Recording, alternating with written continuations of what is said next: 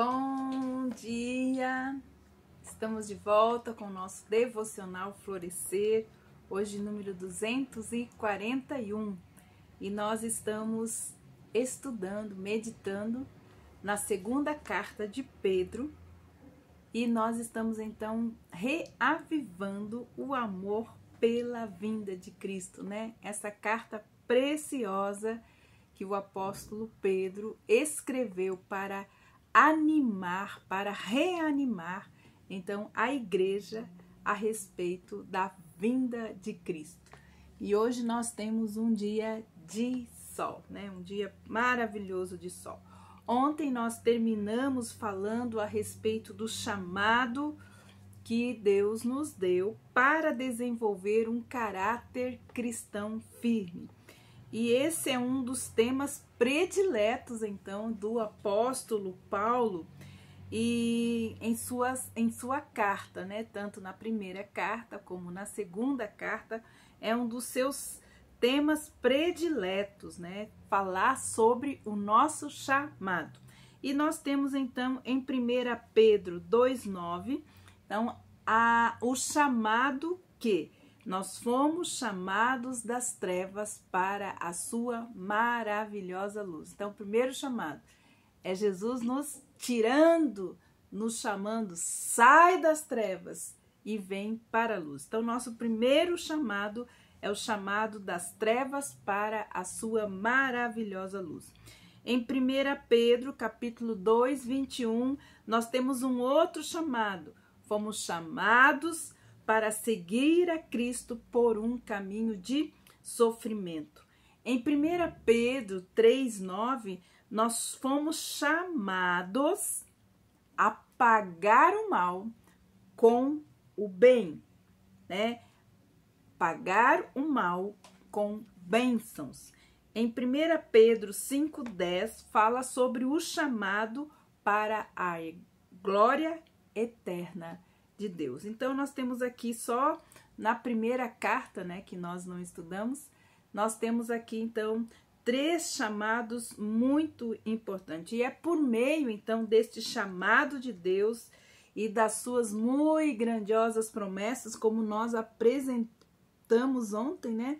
Calcula-se que existe pelo menos 30.000 promessas na Bíblia. Não há como a gente escapar, né, das promessas de Deus para nós. Então, é por meio desse chamado de Deus e por meio das muito preciosas promessas, podemos participar, então, da natureza divina, um chamado para participar da natureza divina.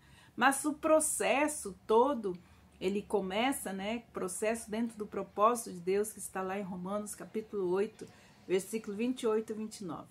E Deus fará com que todas as coisas contribuam para o seu bem, segundo o propósito que Deus tem de conformar a sua vida à imagem e semelhança do seu Filho. Então, o processo desta natureza divina, ele começa na conversão. O que é conversão? Conversão, se nós estamos indo para um lugar e nós precisamos, então, nos converter, precisamos converter. Então, nós vamos dar meia volta e vamos voltar, então, ao início, né, ao nosso estado original, onde nós estávamos, né?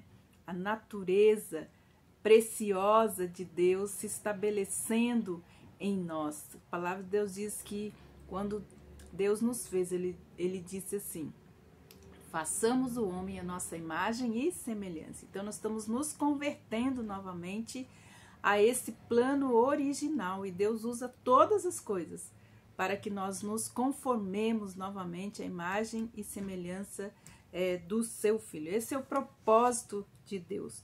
À medida que nós vamos desfrutando tudo o que Deus prometeu, nos tornamos então cada vez mais semelhantes à sua imagem. Ele prometeu que quanto mais pensarmos nele, mais semelhante a ele nos tornaremos. Nós temos isso lá em 2 Coríntios, capítulo 3, versículo 18, diz assim: e todos nós, com o rosto descoberto, contemplando a glória do Senhor, somos transformados de glória em glória na sua própria imagem, como pelo Senhor, que é o Espírito. Nossa parte, então, no cumprimento desta promessa consiste em estudar as Escrituras, né? Estudar a pessoa de Cristo nela revelada e seguir os seus passos, né? Ele veio, nós somos cristãos. Cristãos são pequenos cristos andando na terra. São os seguidores de Cristo. Então, o Espírito Santo nos transformará de glória em glória à semelhança de Cristo. Nos versículos 3 a 5, que nós lemos ontem, vamos ler de novo, diz assim: visto como pelo seu divino poder nos têm sido doadas todas as coisas que conduzem à vida e à piedade, pelo conhecimento completo dele, que nos chamou para a sua própria glória e sua virtude, pelas quais nos têm sido doadas as suas preciosas e muito grandes promessas, para que por elas nos tornamos coparticipantes da natureza divina, livrando-nos então da corrupção das paixões que há no mundo. Por isso mesmo, vós, reunindo toda a vossa diligência, associai com a vossa fé a virtude, e a virtude o conhecimento. Nós aqui vemos nos mostrando, né, esse texto, que Deus nos deu, já vimos ontem, os recursos necessários para esta vida divina, de fé, né, de piedade. Devemos ser diligentes, né, devemos ser firmes, devemos não desistir desta vida. Nós devemos cultivar uma vida de fé e uma vida de piedade. É preciso haver, então, desejo e determinação e também disciplina da nossa parte para encontrar. Então, o versículo 5 pressupõe que a fé, né, é o primeiro item no desenvolvimento, então, das características necessárias para o nosso caráter cristão. Porém, a fé é a essência, é o primeiro elemento, como diz ali. E a fé, então, é acrescida a mais 7 elementos de santidade que se manifestam, então, não em sequência, mas simultaneamente. Então, um vai dando origem ao outro. Então, o primeiro elemento ou característica é a virtude. Aqui fala, né, sobre a virtude. A virtude é um termo que significa devoção, mas também significa bondade, excelência moral. Mas neste caso aqui, a virtude se refere à coragem espiritual. Hoje temos, né, vivido dias complicados e temos visto muitas pessoas medrosas, temerosas, inseguras. Aqui Pedro está dizendo: tenha coragem, enfrente os seus desafios. Então aqui primeiro elemento depois da fé é ter o que? A virtude, ter a coragem. A coragem espiritual está se referindo, então, aonde que nós vamos diante do mundo hostil que nós estamos vivendo. É também, essa virtude também é a capacidade de defender e ficar ao lado daquilo que é certo. Nós somos lembrados, né, da coragem dos mártires da fé. Entra no YouTube, você vê lá, coloca mártires da fé e você vai ver que povo mais corajoso. A coragem deve ser, então, acrescida a um outro elemento, que é o segundo elemento, que é o conhecimento. O conhecimento, especialmente o conhecimento das verdades espirituais. Por isso é importante nós estudarmos a palavra de Deus e também obedecermos.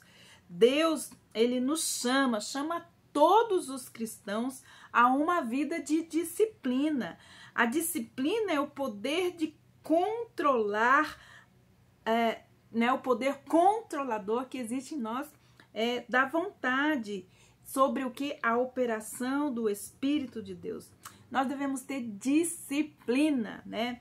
O conhecimento, ele vem pela disciplina. Se você não tem disciplina, você não tem o conhecimento que você precisa. Então, a disciplina onde? Disciplina na oração, a disciplina no estudo da palavra de Deus, a disciplina no controle do tempo, no controle dos apetites do corpo, numa vida de sacrifício. Precisamos das disciplinas para que Cristo use, então, a nossa vida da melhor maneira possível, porque Ele é o nosso Senhor e nós somos seus servos. Mas um servo precisa ter o quê?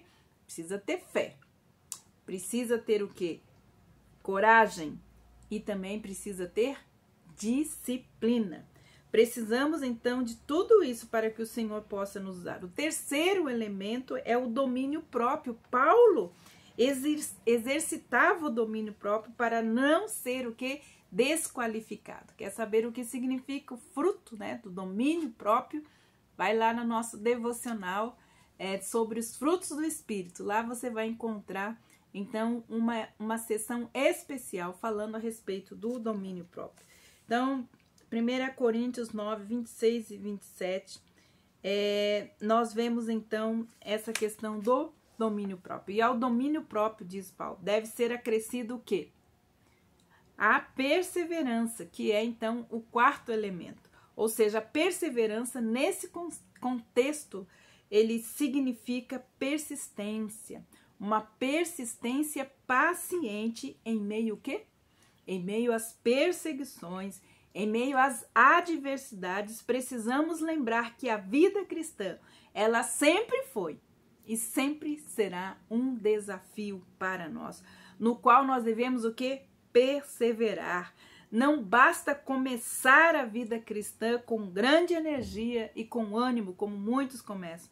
Nós precisamos permanecer firmes, não importa as dificuldades, nós temos as nossas rotinas diárias, com tarefas árduas, às vezes com decepções, às vezes com tristezas, às vezes os nossos planos são frustrados neste caminho, mas a perseverança, ela é a arte de não desanimar, de prosseguir quando tudo parece estar contra nós.